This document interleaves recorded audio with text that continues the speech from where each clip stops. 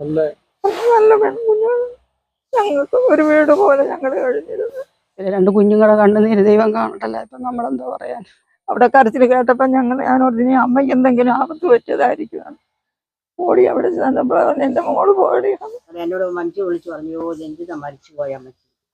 അപ്പൊ ഞാനിവിടെ ഇത് പൊട്ടിക്കരഞ്ഞു. ഒരു ദിവസം അതിനകത്ത് കിടന്നാൽ മതിയായിരുന്നു. ഏതല്ല അവിടെ രീതിക്ക് പണിഞ്ഞ വീടാ. പറഞ്ഞതിന്റെ പിറ്റേ ദിവസം അത് ഇവിടെ വന്ന് ഞങ്ങൾ സംസാരിച്ചു. നല്ല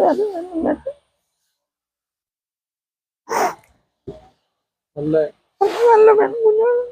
ഞങ്ങൾക്ക് ഒരു വീട് പോലെ ഞങ്ങൾ കഴിഞ്ഞിരുന്നു. എൻ്റെ അമ്മയ്ക്കാണെങ്കിലും തീരെ വയ്യാത്തത്. ക്യാൻസറാ പുള്ളിക്കാരത്തി. ആരുമില്ല അവർക്കൊരു സഹായത്തിന്. വേറെ മോളെ എല്ലാ കാര്യങ്ങളും. അമ്മ വയ്യാത്തത്. രണ്ട് കുഞ്ഞുങ്ങള്, മോൻ 10-ലും മോള് 7-ലും. വീട് അതിന്റെ സ്വപ്നം. കാരണം അവിടെ ഇത് വിറ്റും വെച്ച് അവിടെ വന്ന് കുമ്പഴേ അവർ മേടിച്ച് അത് വിറ്റും വെച്ച് ഇവിടെ വന്ന് വീട് വെച്ചത്. അമ്മയുടെ നിർബന്ധത്തിൽ തന്നെ അത് ഇവിടെ വീട് വെച്ചു. ഒരു യോഗം ഉണ്ടായില്ല. അതിന് 28-ാം തീയതി പാല് കാച്ചണം. അതിന് വേണ്ടി ഒരു മുറി, ഒരു അടുക്കള, കക്കൂസൊക്കെ ശരിയാക്കി കൊടുക്കാൻ പണിക്കാരോട് പറഞ്ഞു. അവരത് ചെയ്തുകൊണ്ടിരിക്കുമായിരുന്നു. ഇപ്പോഴായി. ഞങ്ങൾ ഇന്നലെ ഉച്ച കഴിഞ്ഞായിരുന്നു. 4 മണി. ഞങ്ങൾക്ക് വിശ്വസിക്കാനായില്ല. ഞങ്ങൾ അവിടെ കരച്ചിൽ കേട്ടപ്പോൾ ഞാനോട് ഇനി അമ്മയ്ക്ക് എന്തെങ്കിലും ആപത്ത് പറ്റിയതായിരിക്കും.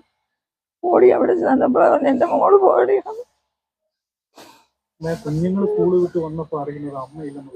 അമ്മ മോള് സ്കൂളിൽ നിന്ന് ഇവിടെ വന്നു കഴിഞ്ഞതിന് ശേഷം മാറി. അവർക്കിനി അമ്മമാരല്ലാതെ ആരുമില്ല.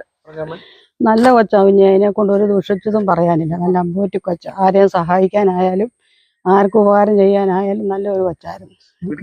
മിടുക്കിയായിരുന്നു. അല്ല ഇത്രയും പ്രായത്തിൽ ഇത്രയൊക്കെ ഉണ്ടാക്കാൻ പറ്റുമോ?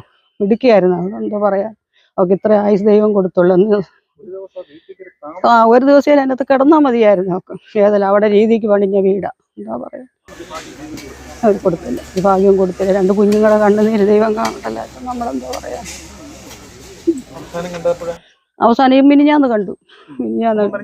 കണ്ടു സംസാരിച്ചു. അവധി ഇഷ്ടം പോലെ. അയ്യോ ഈയിടെ അല്ലയോ പോയി. അവധി ഇഷ്ടം പോലെ ഉണ്ട് ചേച്ചി, പിന്നെ എപ്പോൾ വേണേലും വരാൻ പോകാം, പൈസ ഉണ്ട്, എപ്പോൾ വേണേലും വരാൻ പോകാം എന്ന് പറഞ്ഞു. അങ്ങനെ സംസാരിച്ച് പിരിഞ്ഞതാ. മിനിഞ്ഞാന്നാ പോയത്. ഭർത്താവ് കല്യാണം ഒഴിഞ്ഞതാ. അതിപ്പോഴും അവള് കുഞ്ഞുങ്ങൾക്ക് വേണ്ടിയിട്ടാണ് ഭർത്താവിനെ ഒഴിഞ്ഞതെന്നാ പറയുന്നത്. അതുപോലെ അതുങ്ങളെ വളർത്തിയെടുക്കാൻ വേണ്ടിയിട്ട്. അല്ല നമുക്ക് കൂടുതലൊന്നും അറിയാം. നല്ല സഹകരണം. എപ്പോ വന്നാലും ഇതിലെ എപ്പോഴും അങ്ങോട്ടും ഇങ്ങോട്ടും പോകുമ്പോൾ വിളിക്കാതെ പോകത്തില്ല. അത്ര സ്നേഹമായിരുന്നു എല്ലാവരോടും. തള്ളേന്ന് വെച്ചാൽ ജീവനായിരുന്നു. എന്താ പറയാൻ. അതെ, ദൈവം അവളെ അങ്ങ് തട്ടി താഴെ ഇട്ടേലും വേണ്ടിയായിരുന്നു. ഇങ്ങനെ സംഭവിക്കത്തില്ലായിരുന്നു. ഒന്നറിയാതെ ഒന്ന് ദൈവം ചെയ്യത്തില്ലെന്ന് പറയും. 40 വയസ്സ് കൊണ്ട് അവിടെ എല്ലാം കഴിഞ്ഞു. ഒത്തിരി കഷ്ടപ്പെട്ട് വളർന്ന പിള്ളേരാ 3 പേരും. ഇപ്പം നല്ല നിലയിലായി. അവള് പഠിക്കാൻ പിടിക്കുമായിരുന്നു. 3 ടെസ്റ്റ് എഴുതി, 3-നും പാസ്സായി. കോഴഞ്ചേരി ആശുപത്രി ജോലിയെല്ലാം ശരിയാക്കി വെച്ച് ഒപ്പിടാനായിട്ട് അവർ വിളിച്ചതിന് വന്നതാ. 3 ദിവസത്തേക്ക് വന്നതാ.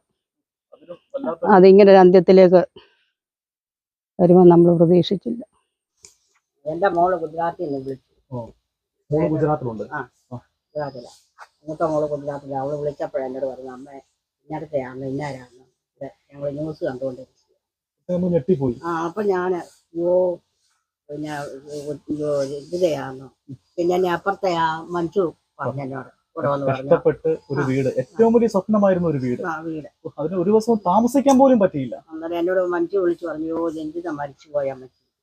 അപ്പൊ ഞാനിവിടെ ഇത് പൊട്ടിക്കരഞ്ഞു.